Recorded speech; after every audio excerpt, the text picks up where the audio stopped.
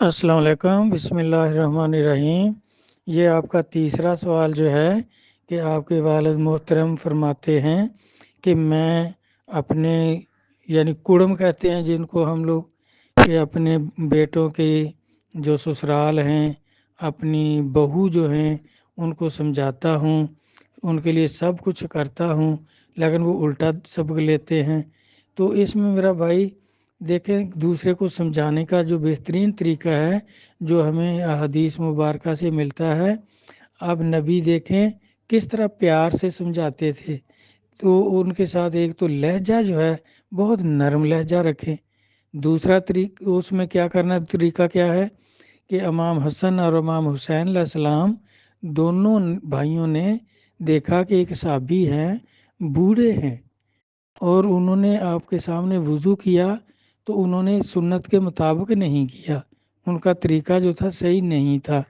تو دونوں بھائیوں نے جا کر اس بابا جی کو عرض کیا، بوڑھے صحابی کو، کہ بابا جی ہم دونوں بھائیوں کا جھگڑا ہو رہا ہے، ہم آپ کے سامنے وضو کرتے ہیں تو آپ ہمیں بتا دینا صحیح کس کا ہے۔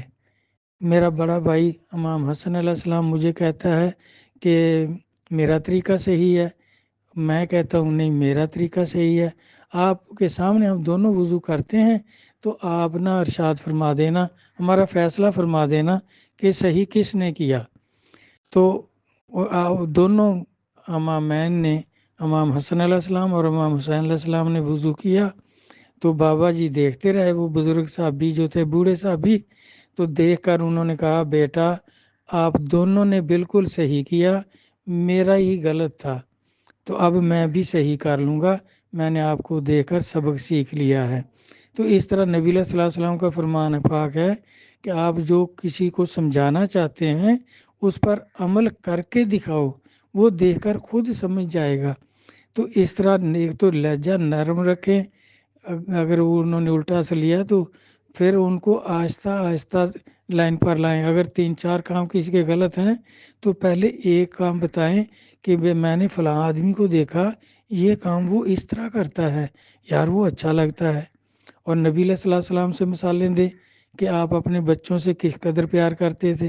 بی بی فاطمہ علیہ السلام آتی تھی تو آپ ان کے ادب کے لیے کھڑے ہو جاتے تھے اور پھر اپنی چادر بچھاتے تھے، بیٹا یہاں بیٹھو، سر کے اوپر سے بوسہ لیتے تھے، اور بی فاطمہ علیہ السلام آپ کے ہاتھ چومتی تھیں۔ تو اس طرح نبیوں سے مثال دیں، پھر ایسے امامین سے مثالیں دیں، علی علیہ السلام سے مثالیں دیں کہ وہ انہوں نے اپنے عزیز و قربا کو کس طرح سمجھایا، امت کو کس طرح سمجھایا۔ اس طرح میرا بھائی، بلکہ یہ کام بالکل صحیح ہے کہ وہ ان کی جو کوتاہیاں ان پر سمجھاتے ہیں، تو سمجھانے کے طریقے میں فرق ہو سکتا ہے، سمجھانا غلط بات نہیں ہے، بالکل صحیح ہے۔ اپنے بزرگوں کو فرمائیں کہ سمجھانے کا طریقہ جو ہے بزرگوں نے اختیار کیا تھا، وہ اس کا تھوڑا مطالعہ کر کے سمجھائیں۔ اور یہ سمجھانا جو ہے نا، یہ سب سے مشکل کام ہے، کسی کو صحیح کام سمجھانا، صحیح بات سمجھانا بہت مشکل ہے۔ اسی لیے دیکھیں کروڑوں مخلوق میں ایک نبی یا 2 نبی ہوتے تھے۔ اگر یہ سمجھانا اتنا آسان ہوتا تو اللہ تعالیٰ جتنی مخلوق ہوتی تھی ہر آدمی کے ساتھ ایک نبی بنا دیتے، بھیج دیتے۔ اس پر ثابت قدم رہنا، سمجھانا، صبر کرنا، آرام سے سمجھانا، غصہ نہ کرنا، یہ بہت صبر آزما کام ہے، بہت مشکل کام ہے۔ اس طرح قرآن پاک میں بھی یہ موجود ہے کہ لقمان علیہ السلام جو تھے ان کو الہام ہوا اللہ کی طرف سے کہ 2 کام ہیں، ان میں آپ جو اختیار کریں، جو سمجھیں اپنے لیے پسند کریں، وہ آپ کو عطا کر دوں گا۔ ایک ہے نبوت، اگر آپ کہیں تو آپ کو نبوت عطا کر دیتا ہوں۔ دوسری ہے حکمت، اگر آپ حکمت کہیں، یہ علاج کرنا جو ہے، تو یہ علم آپ کو عطا کر دوں گا۔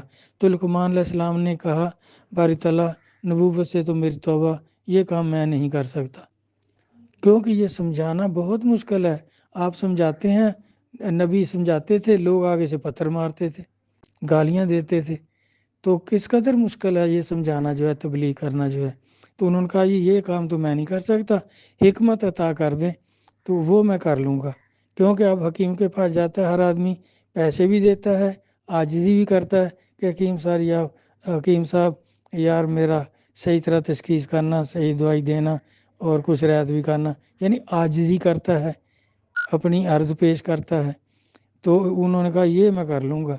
تو یہ سمجھانا میرا بھائی ہے تو بہت مشکل، اس کا طریقہ صحیح کر لیں، یہ بہت اچھا کام ہے، نبیوں والا کام ہے۔ اللہ تعالیٰ خوش رکھیں۔